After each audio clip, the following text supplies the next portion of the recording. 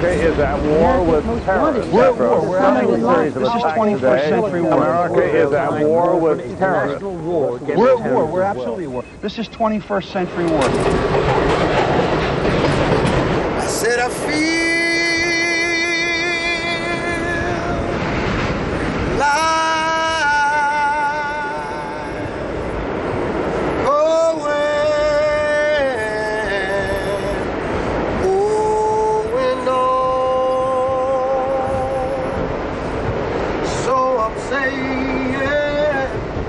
speak, Lord, speak to me.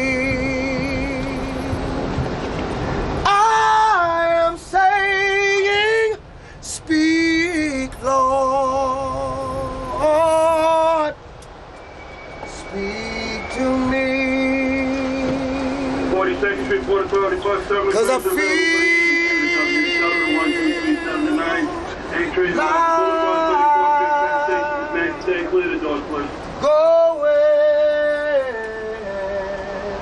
going on. I said I feel like going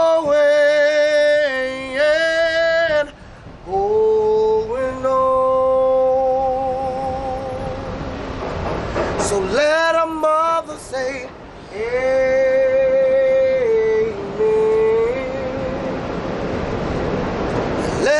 Father say, amen.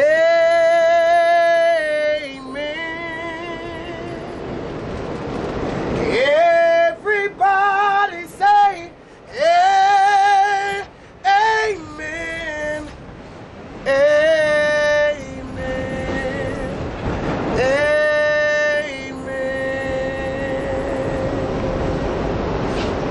Amen, y'all.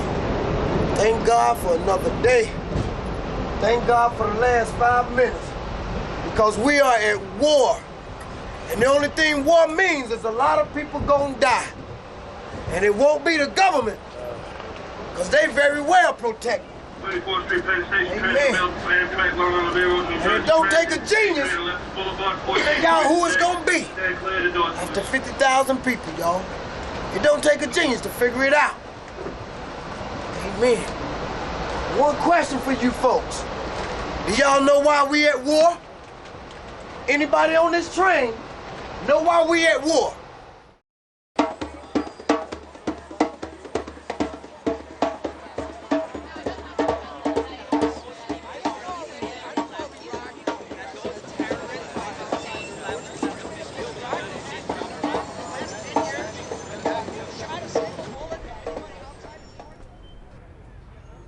I said when the sun comes up today that there's going to be an aftermath, and people are going to want to have a way to vent their pain, you know.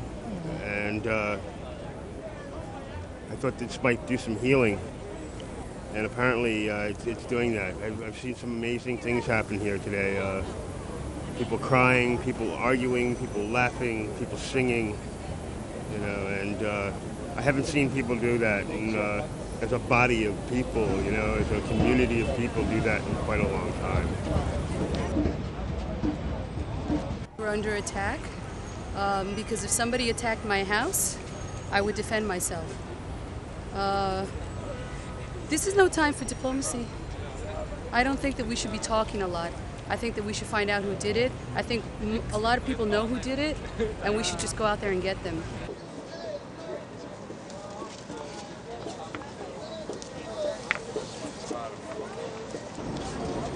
Some people are crying because that was their family, Mommy. You know, it's like the people who did it should be punished.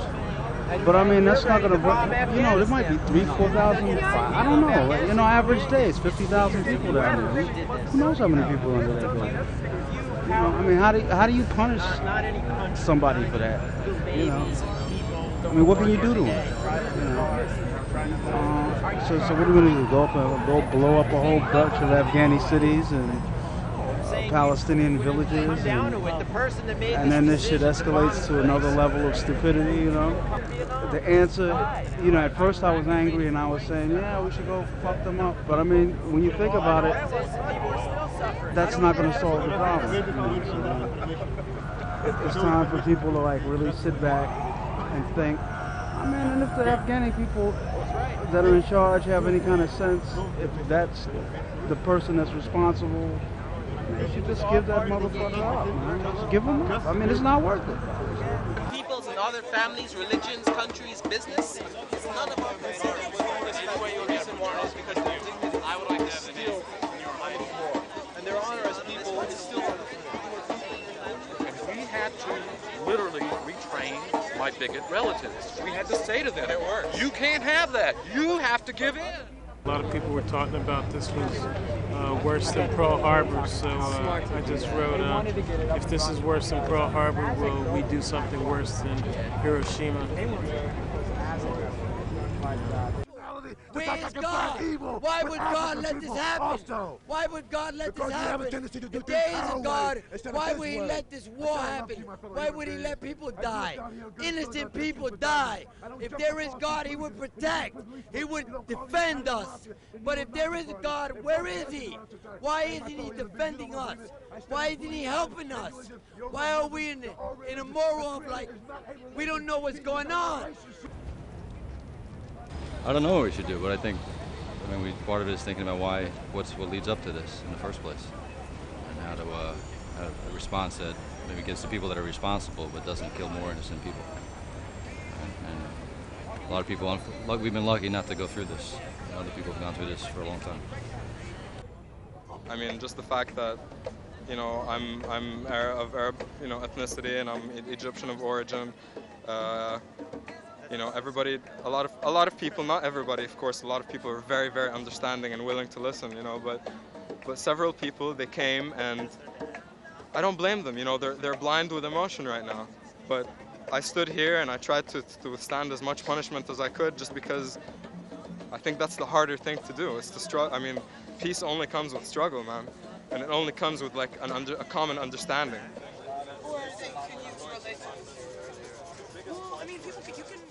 Someone wrote, I don't want peace, I want justice, and so I wrote, your justice is my injustice, because if they're saying that peace is not involved in their attaining of their justice, then it immediately affects me and the whole rest of the world.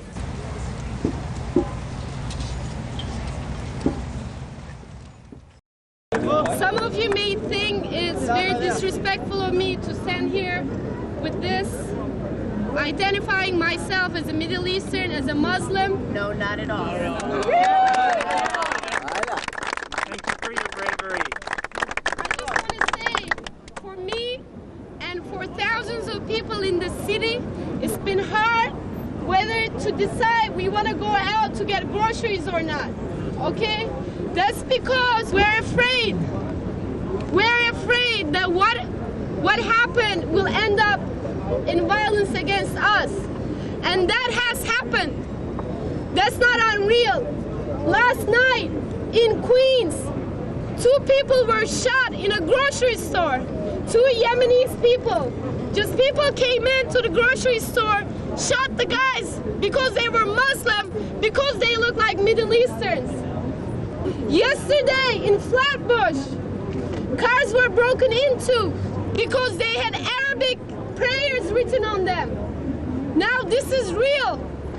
I just want to tell people I understand what's going on in our countries. We live what you just went through every day. We know what it means to go out on the street and be afraid that a bomb is going to explode on us. أشهد أن محمد رسول الله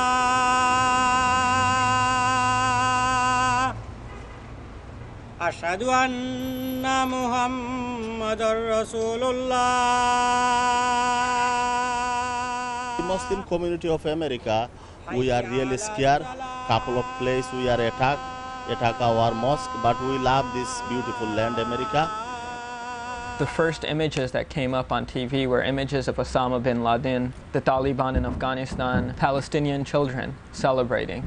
And it seemed somewhat peculiar that before anything, what we were being bombarded with were images of a so-called enemy who had a beard, who wore a turban, who were dark-skinned in complexion. And I just wonder, why is it that we're being constantly hit with these images of consolation by the president and other politically correct language of politicians saying that we shouldn't be angry at the Muslims and attack Muslims in this country, yet showing images only of Muslim people being involved in these attacks. Like Christian, they have many Protestant, Catholic, Muslim has many parts.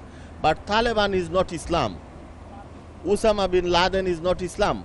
It's interesting that the focus of the media's imagery of Afghanistan has been also a very Semitic type of appearance. Osama bin Laden, who is a Semite from Saudi Arabia, not Afghanistani, is also being kind of heralded as the, typical Afghanistani.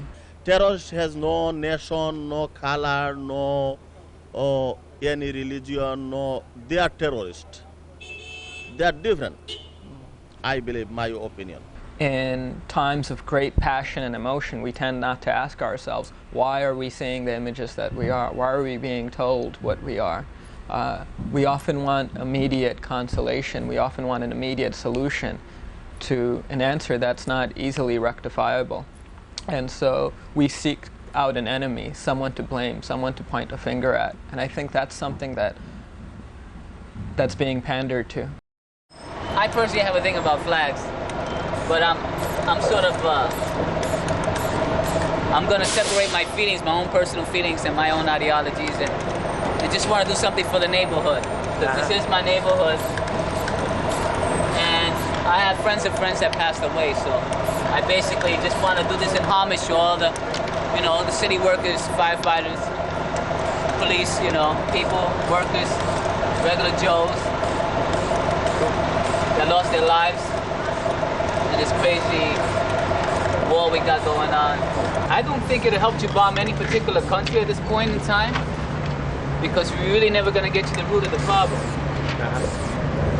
If you want to get to the root of the problem, don't go around bombing innocent people like the terrorists couldn't get to the root of the problem, so they bombed innocent people. They took and slammed a couple of planes and thought that was the way, but it isn't. It just catapulted and snowballed into something beyond our means of control. Now the president's got the A-OK to do anything, so you know where that's going to go. That's going to take it somewhere real bad. It's difficult to know how to speak about the events of Tuesday of last week. Any attempt at explanation risks sounding to others like a justification. This is an act of mass murder. It's an act of terrorism and has to be condemned. Understanding, rather than the bombers now on their way to Afghanistan, is the only possible means to making sure that we don't have to endure an event like that again. It comes from somewhere. It comes from some experience with American power, in some sense, political power, economic power, cultural power, right? We all educated ourselves about Vietnam. We educated ourselves about Central America. We learned about a lot of places that most Americans had never heard of before, and figured out who is what and what the political and social forces were. We can do the same thing about the Middle East. It's not unknowable.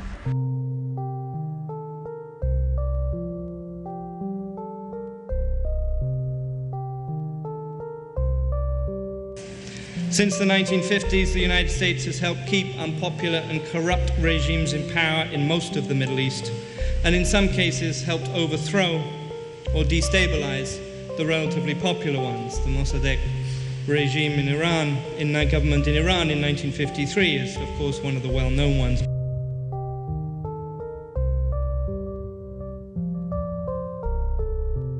Also, our policy vis-a-vis Palestine and Israel is problematic to many Muslims. And people can see on their television sets Palestinians being shot and killed every day by, again, an Israel that's armed and financed and backed diplomatically only by the United States.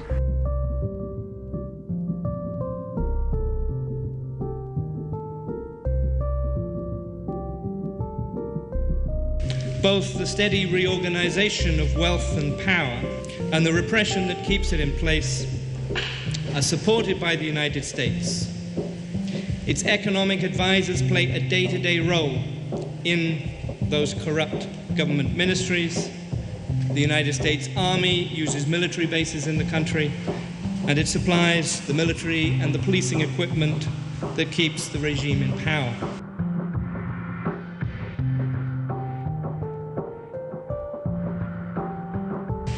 In 1990, Iraq invaded Kuwait, as you know. America responded with a war that may have killed 200,000 Iraqi conscripts, and with a sanctions regime that is said to have led to the deaths of 1 million Iraqis, half of them children.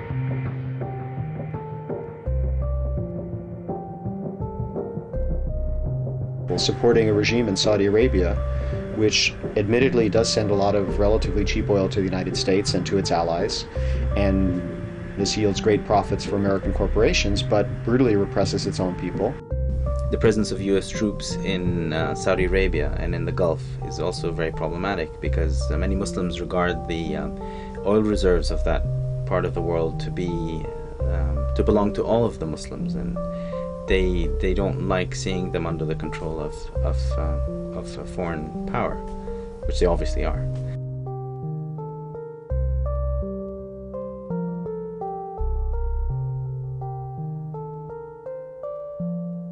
The Taliban during the Cold War was actually a creation of the United States and Pakistan.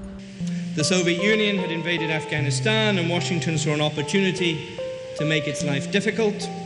With the help of the Saudi and the Pakistan governments, the CIA undertook the biggest secret American war in history.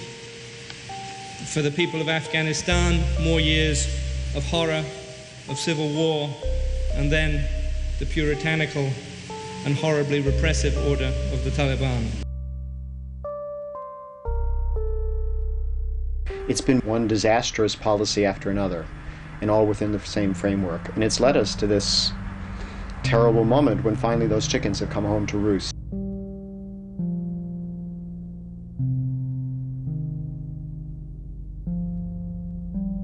Anyone who commits this kind of attack, who commits mass murder against civilians, is warped. But they're not stupid, and they are very much hoping that George Bush and his administration walk right into the trap they've laid.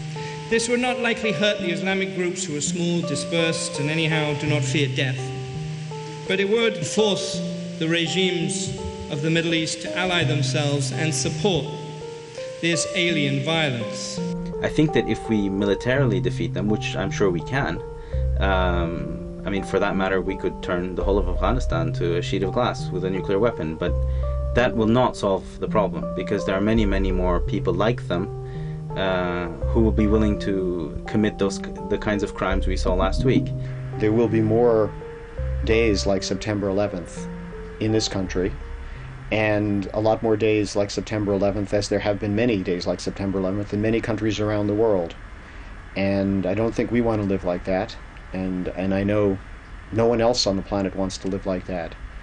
And this is a turning point, because we're headed down a very dangerous road of confrontation, of states falling apart, of bloody war, and not just over there, but here as well, in ways that none of us want to think about, if we don't find some way out of this.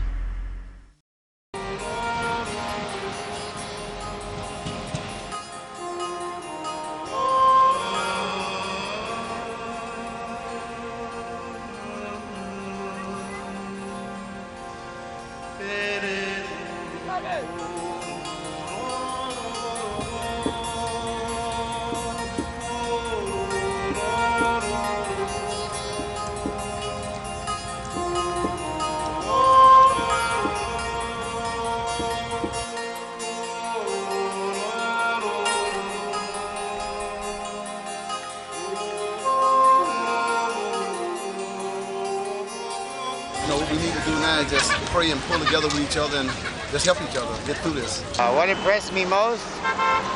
The willingness to help.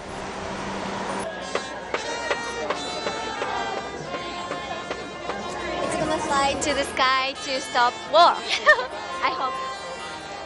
Monday, I was able to give the American Red Cross $4,370, and that was a... I'm not getting paid for this. I'm doing it just to, ease up on my mind. And people seem to like it. I mean, my reaction with people, I've been on this block for a few years and I haven't talked to so many people. Basically, I get $1. People take photos, they put $1 in my boot. 25% of which goes to the Red Cross.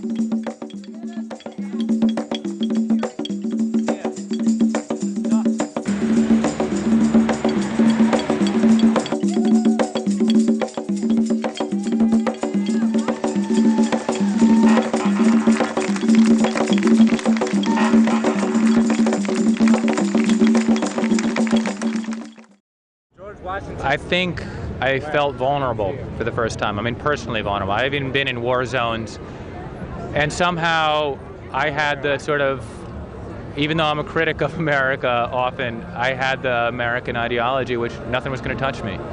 And all of a sudden, I'm watching this building burning and then crumbling a half mile away, and I realized, oh yeah, it can touch me.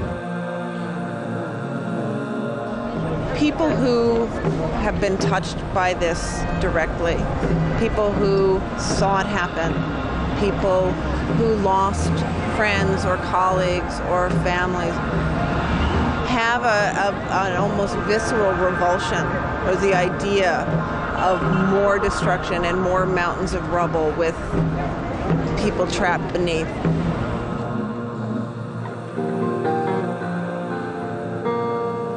We can't walk through the streets right now without being constantly reminded of the devastation.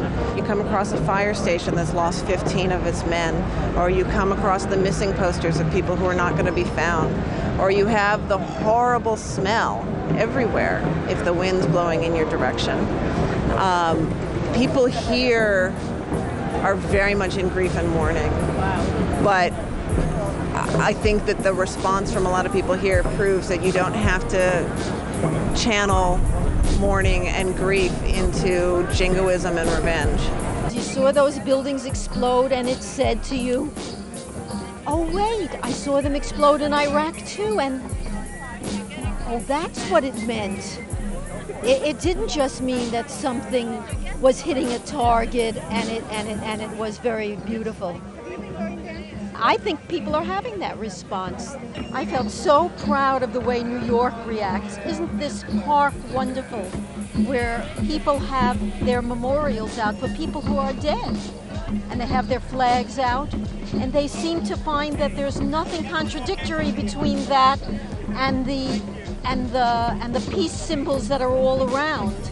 In fact, it's almost as if the hippie incense and peace symbols were a religious sacrament to many New Yorkers who really have suffered a loss. I felt like we were colonized when the president came in and started behaving differently than the rest of us were behaving to what was our crisis. A different sound came out. I thought we were terrific. I love New York. The way that the Bush administration has manipulated this event into drums of war, into this illegitimate and inaccurate sense that all of the people of the country are calling for this bloody reaction. That's what's really insensitive and manipulative. I think perhaps the most sensitive thing to do is to be sensitive to the pain not only here that we have felt, but the pain all around the world.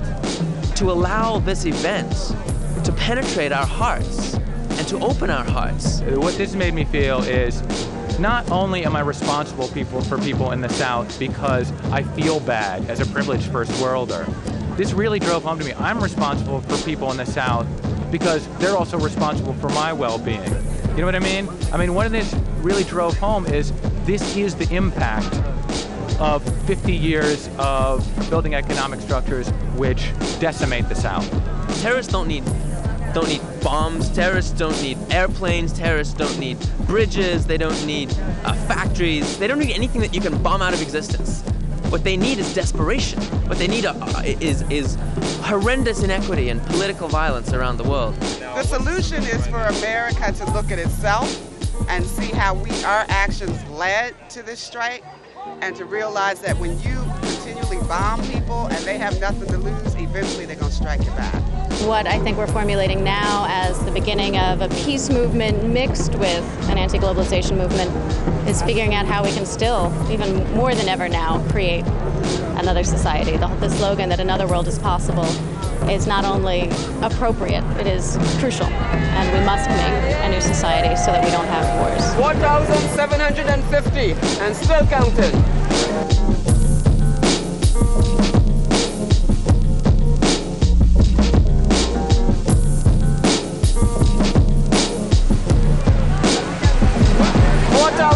And counting. You know what? I'm old. We thought we knew something in the 60s. I jumped back in and I couldn't believe what people with pink hair and nipple rings know about economics. And I don't want to see that submerge because they knew they had a vision of the kind of world they wanted, and it wasn't anti-global, it was global in the best way. And I don't want to see that submerged, even though of course we have to do whatever we can to keep this war from being a war. War is not the answer. War is not the answer. Peace. War is not the answer. War is not the answer. Peace. War is not the answer. War is not the answer. Peace. War is not the answer. War is not the answer. Peace. We can build a peace movement informed by a globalization analysis, which invokes our best virtues, our virtues of cooperation, our desire for love, our desire for peace, that doesn't come out of shame or guilt, and that doesn't come out of knee-jerk fear or hate. And I think that's something that we have been able to learn from the globalization struggle. We've been able to learn the ways in which struggle for a better world is deeply better for us. It makes us better people. It makes us better. It gives us better communities. A better world is better for everyone.